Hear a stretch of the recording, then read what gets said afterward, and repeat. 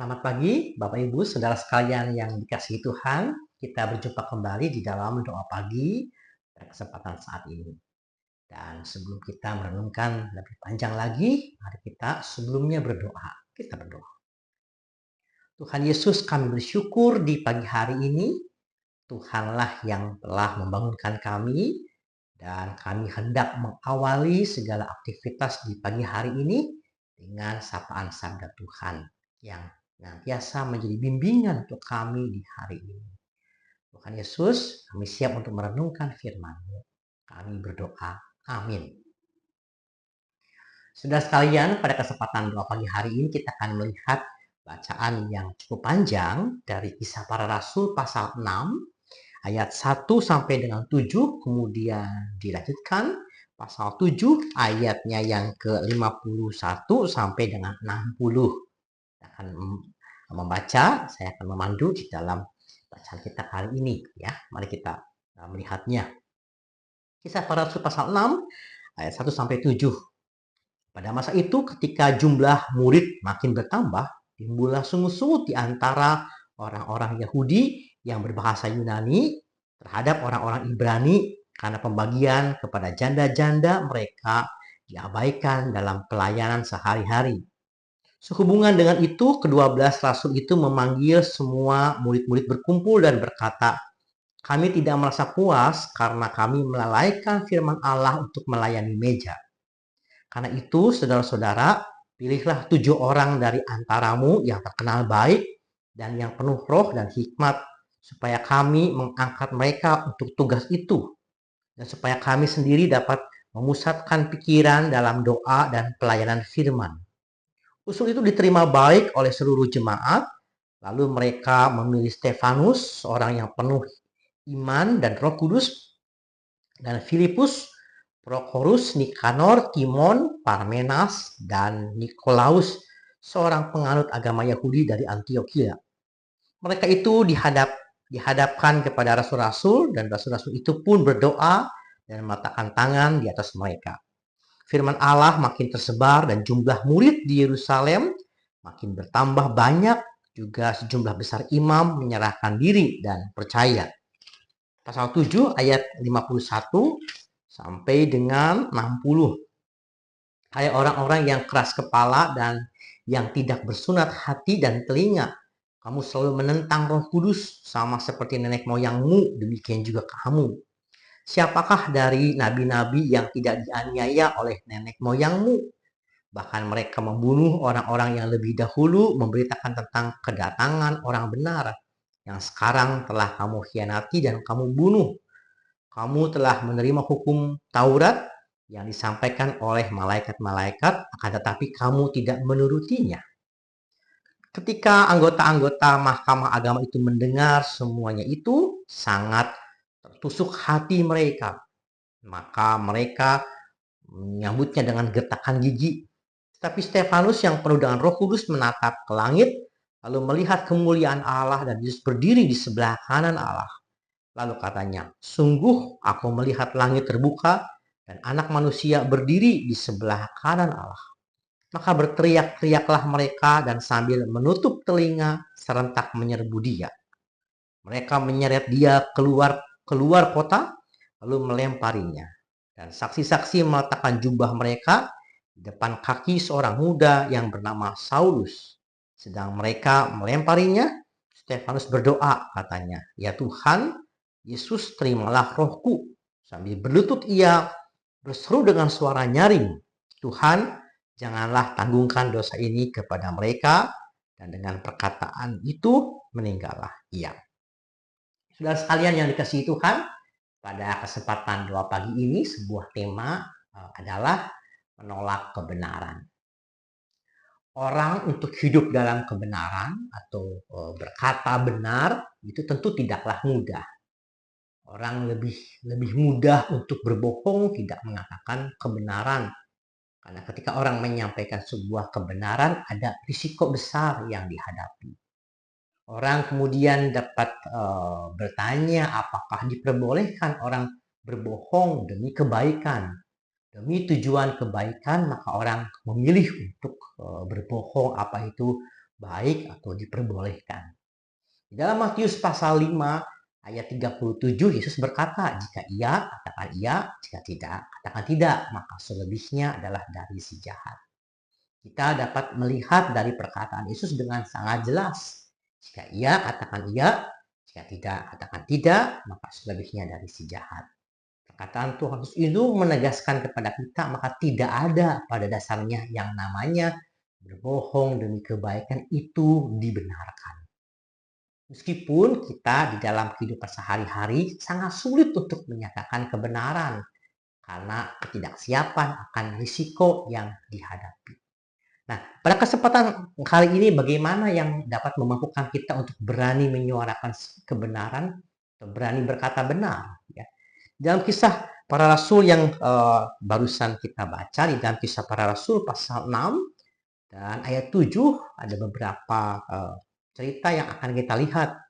Pertama, di dalam kisah para rasul pasal 6 mengisahkan ketika orang yang semakin percaya kepada Kristus semakin banyak dan kemudian para rasul semakin kewalahan di dalam pelayanannya yang secara khusus kepada para janda-janda, ya. Kemudian ketika para rasul mendapat begitu banyak ketidakpuasan, para rasul tidak mengabaikan begitu saja, tidak membiarkan, tetapi kemudian menanggapi dengan serius dan memilih para pelayan untuk menopang pelayanan kepada umat supaya semakin lebih baik lagi.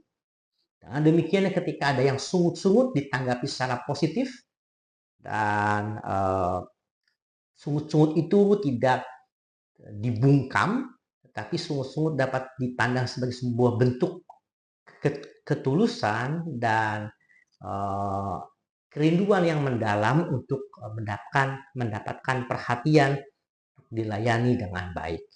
Dan para rasul ketika ada begitu banyak kritikan yang masuk, kemudian para rasul tidak semata hanya menampunginya, tapi juga meminta bantuan untuk umat dapat berpartisipasi. Dan dengan caranya adalah dipilihlah di sini dipilih, kemudian ada orang-orang yang dipilih untuk dapat menopang pelayanan para rasul, yaitu Stefanus, Filipus, Prokorus, Nikanor, Timon, Parmenas, dan Nikolaus, ya, ada 7.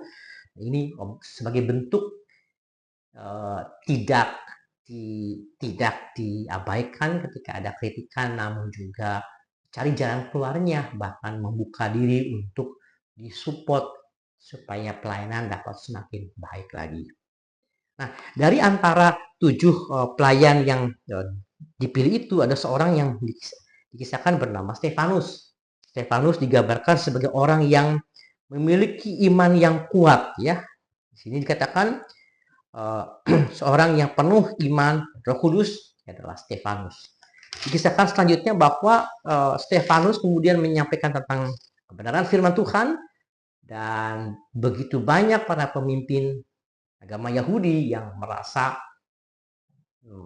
terusik oleh pernyataan dari Stefanus. Stefanus menyampaikan sebuah berita tentang kebenaran bahwa banyak para nabi, ya, yang bahkan dibunuh ketika para nabi menyampaikan kebenaran. Dan ketika orang-orang kemudian mendengar hal itu, mereka semakin panas hati dan bahkan ingin membunuh Stefanus. Apa yang kemudian membuat Stefanus tetap pada pilihannya itu untuk menyampaikan sebuah kebenaran? Stefanus melihat bahwa di balik kebenaran, meskipun ada risiko, tapi di balik risiko itu ada kemuliaan Tuhan yang dinyatakan yang jauh lebih besar daripada risiko yang dihadapi. Di sini dikatakan bahwa di ayat yang ke-56, ya, Stefanus melihat di ayat 55, melihat kemuliaan Allah. Yesus berdiri di sebelah kanan Allah. Yesus berdiri di sebelah kanan Allah. Di sebelah kanan bukan artinya ada kanan, ada kiri, bukan. Tapi sebelah kanan itu artinya dalam kemuliaan.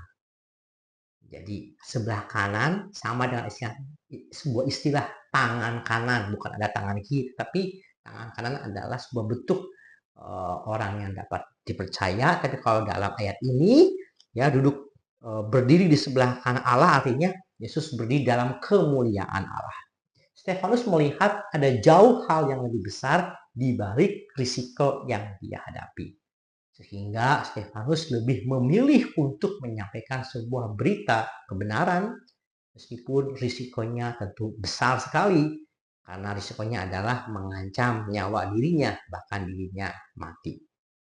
Nah, dari kisah Stefanus ini kemudian apa yang dapat kita petik pelajarannya? Bahwa harga dari sebuah kebenaran sangat mahal. Orang banyak tidak siap akan kebenaran yang disampaikan. Oleh karena itu kalau misalkan Stefanus memampukan kita untuk meneladani hidup dalam kebenaran, meskipun risikonya sangat besar, apa yang dapat kita coba latih di dalam kehidupan kita sehari-hari tentang kebenaran. Ya. Ada orang yang ada pada sisi menyampaikan kebenaran, ataukah kita ada pada sebuah sisi di mana kita tidak senang akan kebenaran? Bisa saja misalkan ketika kalau orang berbuat menyampaikan kebenaran, maka kita merasa terganggu, terusik, dan kita merasa tidak senang. Ya. Oleh karena itu bagaimana? Ini tentu ada sebuah proses yang perlu kita cermati ya. Ada orang yang untuk menyampaikan sebuah kebenaran butuh keberanian. Pertanyaannya adalah apakah kita di dalam rumah tangga, keluarga terbiasa punya budaya menghargai kebenaran? Ataukah kita lebih punya budaya kalau ada anak berbuat benar, menyampaikan kebenaran, meski itu sebuah kesalahan, lalu kita langsung memarahinya. Bahwa orang untuk mengatakan kebenaran itu butuh keberanian. Sekarang permasalahannya adalah, apakah kita lebih mengapresiasi orang mengatakan kebenaran, ataukah kita lebih secara tidak langsung memilih untuk istilahnya kamu harus berani jujur, tapi kalau kamu berani jujur saya marahi. Maka itu sebuah bentuk budaya yang saling bertentangan. Ingat Bapak, ketika seorang anak berani mengatakan kebenaran, dia membutuhkan keberanian untuk mengatakan kebenaran. Dan kemudian apakah ketika orang sudah berani mengatakan kebenaran, kita juga mengapresiasi. Karena kalau misalkan seorang anak berkata benar, langsung kita marahi, maka anak kemudian dapat berpikir, daripada saya dimarahi, lebih baik saya tidak mengatakan kebenaran, lebih baik berbohong saja.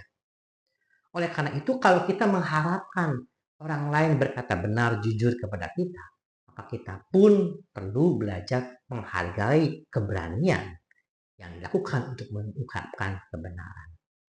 Semakin tingkat kebenaran terbuka dan relasi yang ada itu baik, maka ketika ada orang yang seandainya dia berbohong kemudian atau juga dia membuka sebuah kebenaran, andaikan ada seorang anak yang kemudian memecahkan gelas ya atau memecahkan vas bunga, terus anak itu kemudian mengaku saya yang memecahkan vas bunga, saya yang memecahkan gelas, apakah kita harus langsung memarahinya? Harusnya tidak. Tetapi kita pertama-tama memuji. Terima kasih bahwa engkau, anakku, punya keberanian untuk mengaku akan kesalahanmu. Kamu tahu bahwa itu tidak benar, tapi ada hal juga yang mau kita hargai. Keberanianmu menyampaikan sebuah kebenaran itu patut kami acungkan jempol. Nah, kalau itu contoh dalam relasi orang tua dengan anak, bagaimana kemudian dalam relasi suami istri? Apakah budaya dalam mengapresiasi kebenaran itu ada? Atau budayanya adalah kalau kamu ngomong apa yang benar, kita marahi. Karena kamu telah membohongi aku. Atau pada dasarnya, kalau kita hendak mengembangkan budaya untuk berani jujur, maka harusnya tidak cepat marah. Tetapi supaya orang berani terbuka, maka harus diapresiasi. Kamu sudah mengatakan kebenaran, meskipun kamu salah, kamu tahu bahwa itu salah, tapi keberanianmu untuk berkata jujur, itu sebuah hal yang patut kita apresiasi. Bukan berarti kemudian kita membenarkan apa yang salah, bukan. Tapi mari kita coba kembangkan budaya untuk berkata jujur tidak langsung dimarahi. Karena dengan hal tersebut kita menghadirkan sebuah budaya berani mengatakan jujur. Dan kemudian itu akan membangun apa? Kepercayaan. Kalau saya jujur, ketika saya salah, saya tidak langsung dimarahi. Tapi saya tahu bahwa yang saya lakukan salah, maka saya mengakui salah dan orang pun akan menegur itu salah. Tapi orang pun akan menghargai ketika kita menyampaikan sebuah kebenaran. Pertanyaannya adalah, apa budaya kita pada saat ini? Apakah di rumah? Apakah di kantor? Budayanya adalah ketidakbenaran langsung dihukum? Ataukah kita juga menghargai proses untuk menghadirkan kebenaran? Meski tidak mudah, tapi itu pun patut kita apresiasi. Oleh karena itu di dalam renungan di pagi hari ini mengingatkan kita untuk berani mengatakan kejujuran, berani untuk jujur, tapi juga berani untuk mengapresiasi orang untuk jujur pun butuh keberanian. Dan kita mampu dapat dengan kesabaran kita, dengan hikmat Tuhan, tidak semata langsung mengedepankan marahnya, tapi bagaimana kita bisa merangkul orang supaya orang tetap mengatakan kebenaran. Ada konsekuensi, ada risiko, tapi kita rangkul, dan ini sebuah budaya yang mau kita kembangkan. Kiranya di pagi hari ini dapat memberikan kita hikmat, baik dalam rumah tangga ataupun juga dalam pekerjaan. Kita diberikan hikmat. Kita tentu harus cerdik seperti merpati, tulus cerdik seperti ular, dan juga tulus seperti merpati. Jangan balik-balik. Dan dengan hikmat Tuhan itu kita berpegang pada sebuah landasan. Ya, katakan ya, tidak. Katakan tidak, selebihnya dari si jahat. Cerdik seperti ular, tulus seperti merpati, dan kemudian kita mengapresiasi budaya untuk mengungkapkan kebenaran. Tuhan kiranya menolong kita, memampukan kita di pagi hari ini dalam berhikmat, dalam berbagai hal pergumulan kita di setiap hari kita. Mari kita berdoa.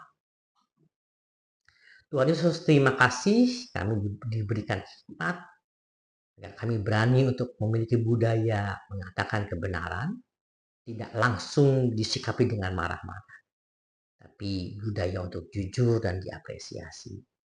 Menjadi sebuah budaya yang kami mau bertanggung jawab atas hidup kami, dan kami berani untuk menyampaikan apa yang benar, meskipun risiko yang besar yang akan kami hadapi.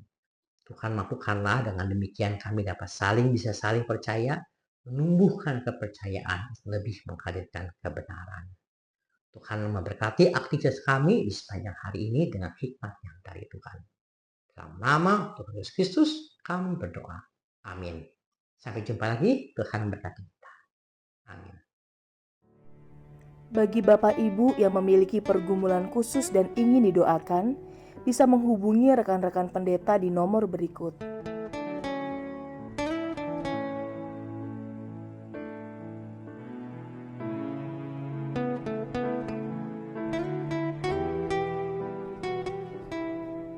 Tuhan Yesus memberkati.